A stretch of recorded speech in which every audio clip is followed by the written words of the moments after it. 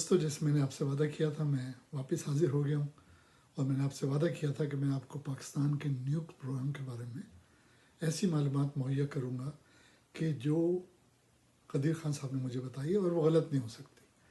سب سے پہلے تو یہ ہے کہ پاکستان میں بہت سارے ایسے لوگ ہیں جو سنی سنائی باتیں اخباروں میں لکھ دیتے ہیں، جس کا کوئی سر پیر نہیں ہوتا، جس کا کوئی وہ بیک اپ نہیں کر سکتے اس کو، اور ان سے اگر پوچھو کہ بھئی آپ وہاں تھے، آپ کو کس نے بتایا، تو صحیح بات یہ ہوتی ہے کہ اگر کوئی کہے کہ صاحب میں پاکستان کے نیوک کی بات کروں گا، تو سب سے پہلے قدیر خان صاحب کا نام آتا ہے کہ انہوں نے بتایا آپ کو۔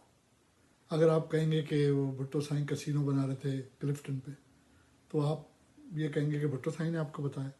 تو بات وہ کرنی چاہیے جو آپ نے ڈائریکٹ کی، اور میں نے آپ سے عرض کیا تھا کہ میں بھٹو سائیں سے میری بڑی اچھی رفاقت رہی ہے، اور میں آپ کو ان کے بارے میں بہت ساری باتیں بتاؤں گا کسی ویڈیو میں۔ اس کے بعد ضیاء الحق صاحب سے میری بہت اچھی سیٹنگ رہی۔ انفیکٹ ضیاء الحق صاحب جب کینیڈا آئے تھے تو میں ان کی ریسیپشن کمیٹی کا وائس چیئر تھا، اور انہوں نے بڑا زور لگایا تھا کہ میں ان کے ساتھ پاکستان جاؤں۔ انہوں نے مجھے یہ بھی کہا تھا کہ وہ اچھی پوزیشن دیں گے مجھے پاکستان میں، لیکن الحمدللہ جو لوگ کینیڈا میں رہتے ہیں وہ جانتے ہیں کہ I am a very establish man, الحمدللہ اللہ ہیز بلیسڈ می ود ایوری تھنگ۔ اب نہ مجھے کوئی شہرت کی خواہش ہے، نہ کوئی پیسے کی خواہش ہے، نہ کسی اور چیز کی خواہش ہے۔ اللہ تعالیٰ نے سب کچھ عنایت کیا، اس کی مہربانی ہے۔ تو میں نے ان کو شکریہ ادا کیا، میں نہیں گیا۔ بھٹو سائیں بھی کینیڈا آئے تھے، وہ ناراض بھی ہو رہے تھے کہ تم کیوں پاکستان چھوڑ کے آ گئے ہو، اور میں پاکستان چھوڑ کے فیبروری 9 1976 میں آیا تھا، اور بھٹو صاحب نیکسٹ منتھ آئے تھے۔ تو وہ کہنے تم نے پارٹی کی لوئلٹی چھوڑ دی، اور یہ میں وہ یوتھ گروپ میں تھا۔ اور یہ جو مراد علی شاہ جو سندھ کا وزیر اعلیٰ ہے، یہ تو بہت ہی بیکار آدمی ہے۔ میں اس کے باپ کا دوست ہوں، میں اس کے باپ کا بڑی تھا، اور ہماری ہائی کورٹ میں روز ملاقاتیں ہوتی تھی۔ وہ بھی کسی دن آپ کو کہانی سناؤں گا۔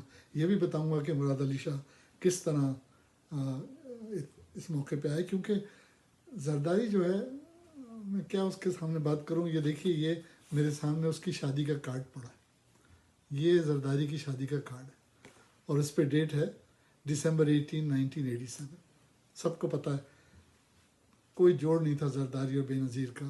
کسی دن میں یہ بھی آپ کو بتاؤں گا کہ کس طرح یہ شادی ہوئی کسی ویڈیو میں، اور it was a marriage of convenience. I'll tell you more about this۔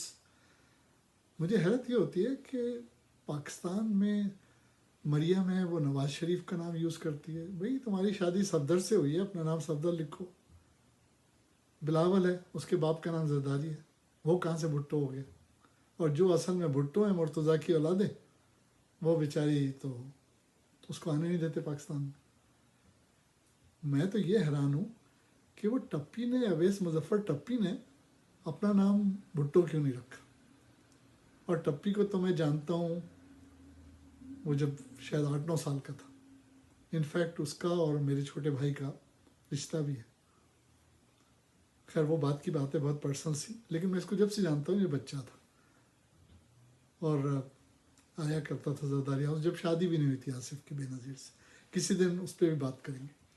لیکن میں بتانا چاہتا ہوں کہ 2 قسم کے لوگ ہوتے ہیں جو کرپشن میں انوالو ہوتے ہیں، خصوصاً ملکی دولت لوٹنے میں۔